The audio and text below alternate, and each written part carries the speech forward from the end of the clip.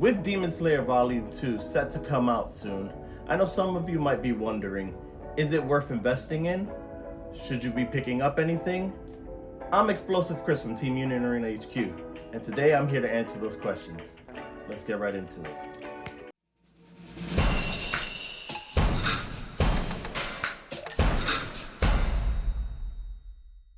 So at the time of recording this video, Demon Slayer Volume 2 is set to release in just about a week.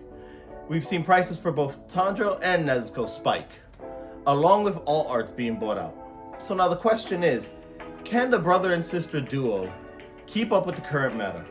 Let's get right into it. So with the release of Volume 2, we got cards like Nursing and the Color Trigger Tanjiro coming out in this set. So now we wanted to do an overview and a breakdown of the set. Unfortunately, we didn't get to, but don't worry. Hopefully that is a future video. We have a lot that we want to do and a lot that we want to put out. So stay tuned for all of it. But let's talk about Tanjiro, because that's why we're here, right? So you guys are here to see if Tanjiro can compete with the meta. So we're going to give you our fair breakdown and analysis on the deck. So starting with the positives of the deck, right? So we believe that the deck could high roll your opponent if you get your pieces in your hand.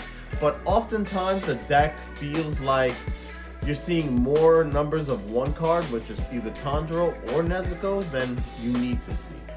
And that's the bad part about the deck. Or sometimes you don't see your pieces at all, and the deck kind of just gets rolled over.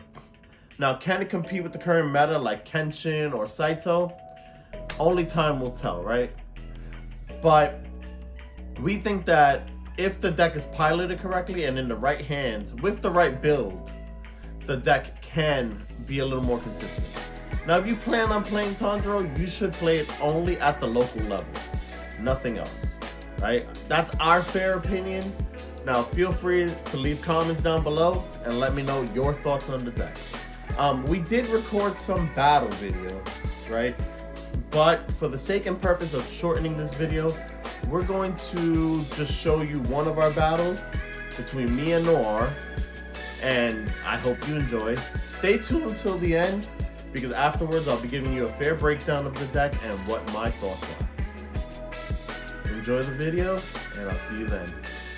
Commentating this video, as you see, I start off pretty standard. It's a pretty standard move. You put a 0-drop, you pass turn, my opponent goes. Nothing crazy going on. The first few turns are gonna be kind of just like us setting ourselves up. You got Noir playing his variation of Squad Zero, which I really love. We should do a deck profile on it. Leave a comment down below if you would like to see his version of Squad Zero, of course. So here I was thinking whether I should go wide or not, and I decided on going wide because I only had 2 zeros and a 1-drop. And if I pushed up Obanai, then I'd kind of be in a bad situation. So that's all I was thinking there. Noir goes, and he does pretty standard stuff. He plays down the Royal Palace. He plays the Oetsu. He checks the top. He chooses to leave it there.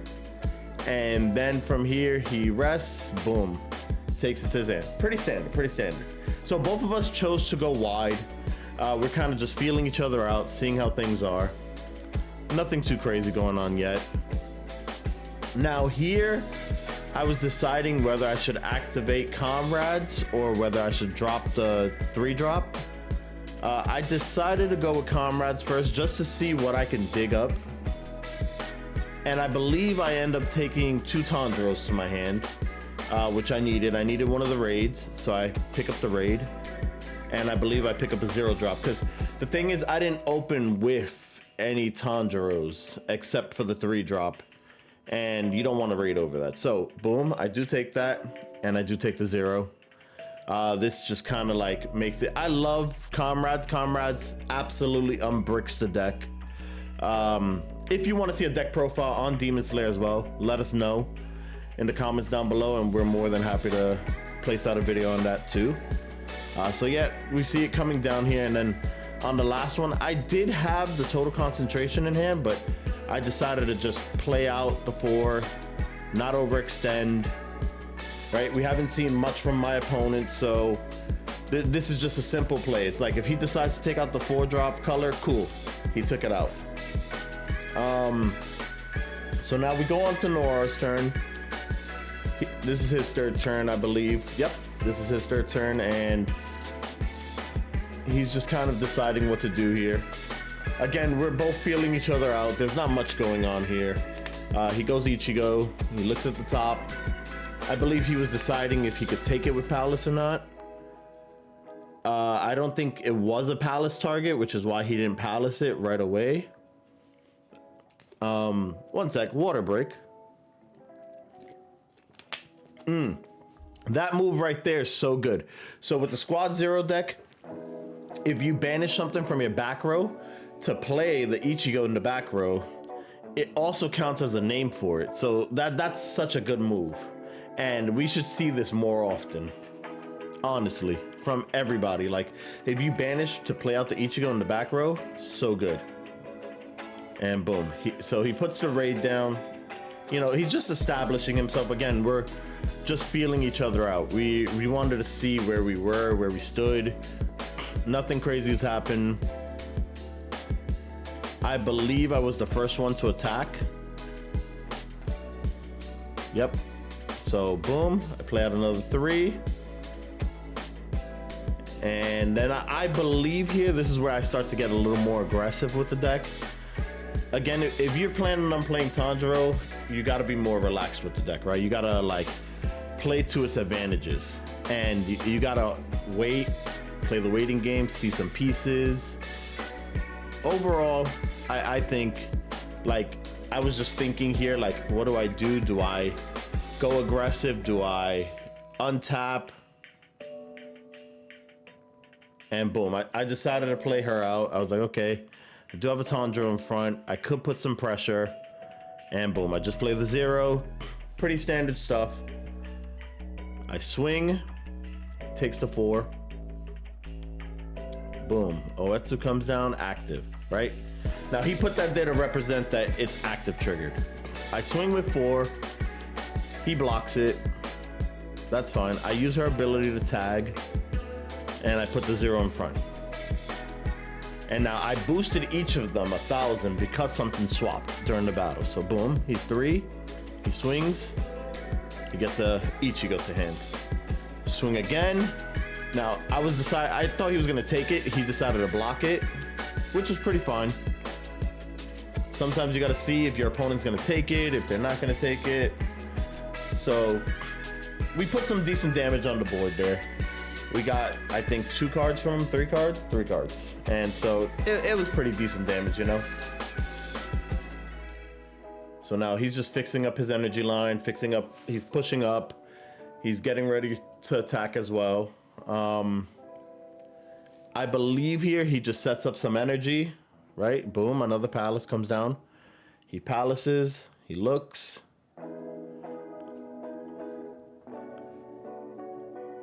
And he trashes.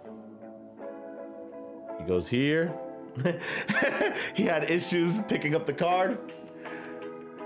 He's deciding, I think. And I think he decides to leave it there. Now he makes the move. Boom, puts some energy.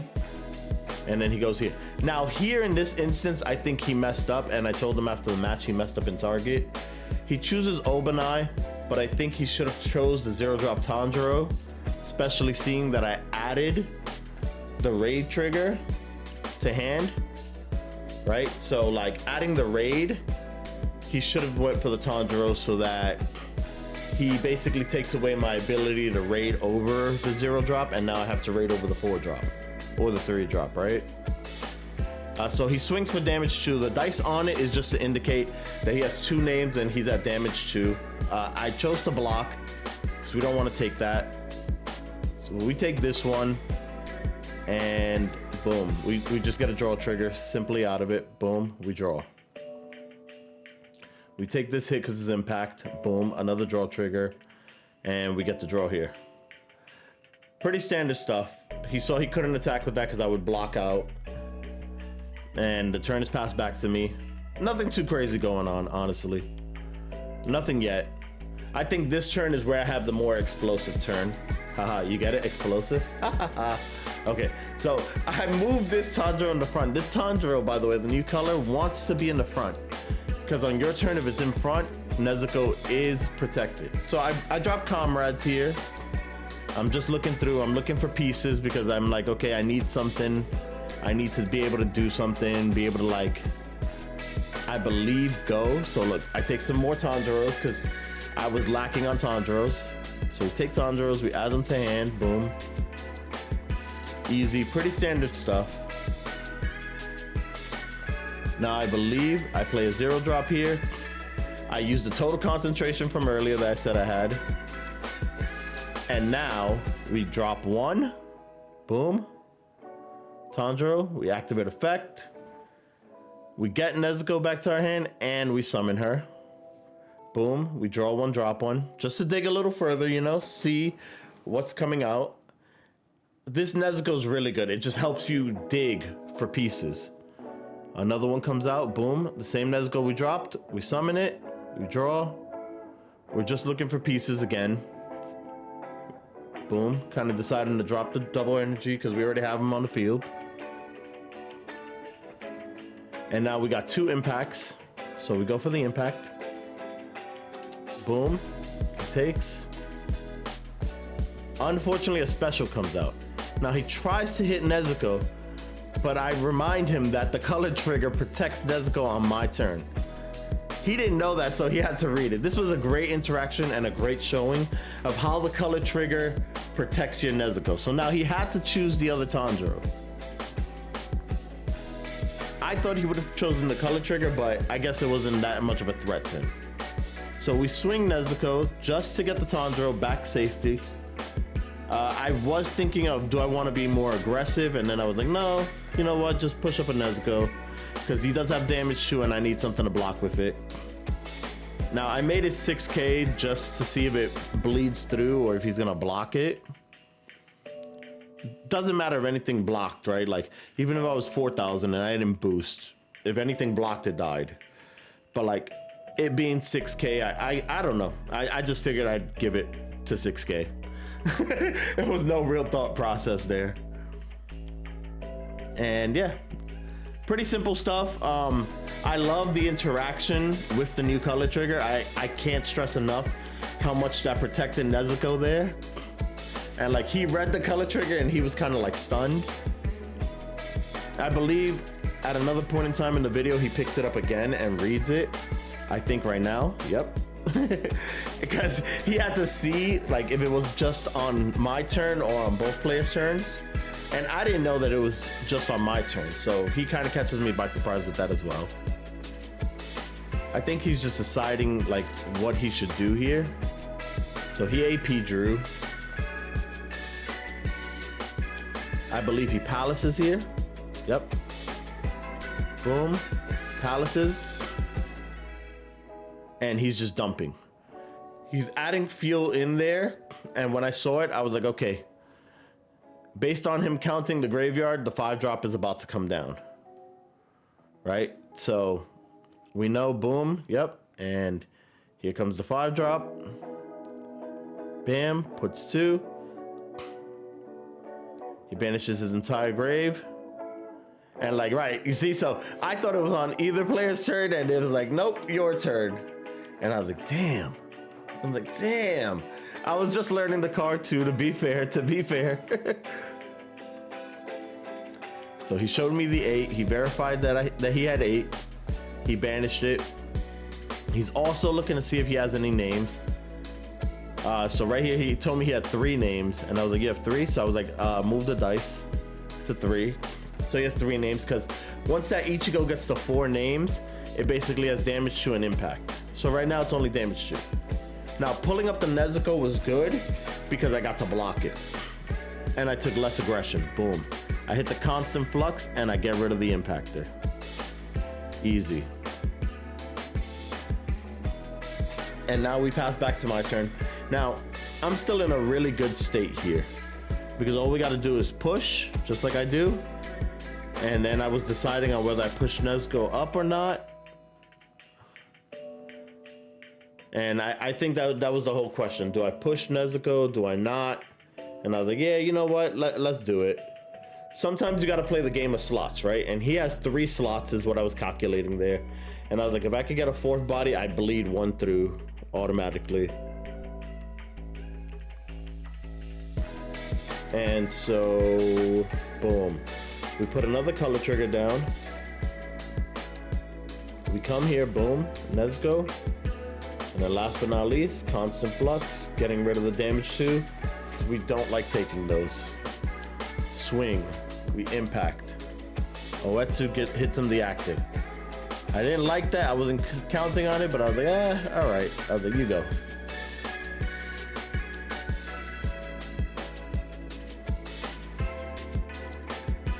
So I think right here, he AP draws and like, he's trying to figure out what he's gonna do, right? Because if he doesn't get rid of the impactor, he knows that he's in a bad spot. So he sees the Ichibei, and the Ichibei is very annoying to see in this deck. Letting go of the 3rd palace when you see it is just, it's okay, right? Because you don't want to fill your back row with anything that you can't push up to protect yourself. So you don't want to have too many palaces. I think having 2 in the back is very good. It's a great number. It's absolutely good. You don't want to have more than 2 because then, like, again, you don't have anything to push up if your opponent clears your front board. And being in that situation is just bad. So he puts the Ichibei. I know he looks at the top 4 and rearranges them. It's pretty cool. You arrange it by the cost number. So right now in his head, he's trying to remember like the cost numbers. So like, let's say the numbers were 4, 4, 3, 1. He's trying to remember that order, 4, 4, 3, 1. And so he's saying it over and over in his head, 4, 4, 3, 1. And like, he's kind of just arranging it however he thinks is going to be best for him to remember and like how he wants to see it. Mind you, he also has royal palaces to kind of manipulate the deck. So however he's arranging it or however he did arrange it, it's for him to use palace as well. He goes into his last one and he just plays something in front just to kind of defend. He swings. I was choosing if I should take it or not, and I decided to block because I know that his deck, it can get very aggressive, and if I go down to 3, there's a point where he could put 2 damage shoes on board and swing, and like I'll be in a bad state. So I AP drew here, and I think I was deciding based on what I drew on what I should do. I was like, okay, he's got this. I was like, what do I do? I believe I drew a special off of the AP draw, and I was kind of just deciding. So I do special. I should have specialed the Ichibei here, to be honest, but I didn't. I don't know why I didn't, but I didn't. I put Nezuko in front just to kind of like give me some defensive. I swap them around. I boost. So now I have a field of 4Ks. So I swing for 4K impact. Boom, goes to his hand. I swing. He takes it. Special. Unfortunate. And then 4K. And now he went to block and I was like, it's 4. And like, you see how he was like, wait a minute. So that's some cool little things you could do. Because I was like, yeah, I was like, she's 4K. I was like, they both gave her 2. It was a nice interaction and very good to see, honestly. So he AP drew. Now, mind you, he knew what was coming up. So he takes it to his hand. He Royal Palaces, adds it. You know, he manipulated it with Ichibei. So now he knows the next card that's coming up in his deck as well. So when Ichibei swings here, he'll get to just get it right to his hand. At this point, he knows that he has to win the game this turn or he loses. And so I think he was trying to come up with a way to get rid of the impact here. And he was like, it's kind of unfortunate because while he has a large hand size, he has to do a lot of offbeat moves to kind of get rid of the impactor, because if not, he automatically takes a loss. So that's the time consumed that you see there. Like, he's kind of just like thinking, like, how do I get rid of it? So he plays her. You see, like, he's like, untap. Pretty standard. He has to kind of extend and extend. Boom. Ichigo comes down. He dumps the 2. 1, 2, 3, 4, 5, 6, 7, 8. And he gets rid of the Tanjiro, of course. He goes Tanjiro. He didn't point it, but he said it in words, and I was like, okay. And then now he Senjin. And he dumps the cards needed. And he goes for the Tanjiro. So ultimately he cleared my board, right? But all I have to do is push up everything and I kind of win. He called with Ichibei the 4. I take it, his comrades. I take here as well. It's the Nezuko. I decide to raid, even if I'm not gonna block with it. It just stops me from having to use like AP. He chooses here, it's Obanai, I draw. Now right here, in order to win the game, all I have to do is push up, right? But I draw into the Tanjiro raid, and I was like, wait. I was like, I can do this. And so I do this. I bring the Tanjiro raid forward. This is just to play past final, right? So I come, boom, I play Nezuko. Nezuko comes down. And then last but not least, boom, I raid the other Tanjiro. Easy. So now we got 2 impacts on the board. We play past final. I got multiple swings. We're all right. So I swing here. He turns it over. Bada bing, bada boom. So that's the video. Now our statistical breakdown on the deck. We think that the deck can high roll your opponent, as you've seen in the video, if you get your pieces correct. And if you want to see a deck list, drop a comment down below. We're more than happy to post our deck list that we were running in the video. We think it's the best that the deck can get. We feel that the place for the deck in the meta is kind of like here and there, right? With every deck kind of competing to beat red Kenshin and purple Kenshin, we don't know where it holds up in the meta yet. Can it compete with a good pilot? Absolutely. Every deck can compete with a great pilot behind it. But if this is like one of those decks that you think you could just pick up and run through the meta with, you cannot. We've tested it against Saito, against Kenshin, against Lance, against Sukuna, and while it does push back against Sukuna and Lance, it lost every game that we've played against Kenshin, against Saito, against Roy. It just got demolished. So we don't really see a place in the meta for it right now. Maybe you guys will take it and in your hands it'll be completely different. I guess only time will tell, right? Once again, drop comments down below. If you think that you can pilot the deck and you want to see the deck profile, we're more than happy to share a deck profile and place it out so that you guys can see how the deck works for you. That's the end of the video. Remember to like, subscribe, comment down below. Let us know your thoughts. We always love to hear from you guys. As always, I'm Explosive Chris from Team Unity HQ, signing out.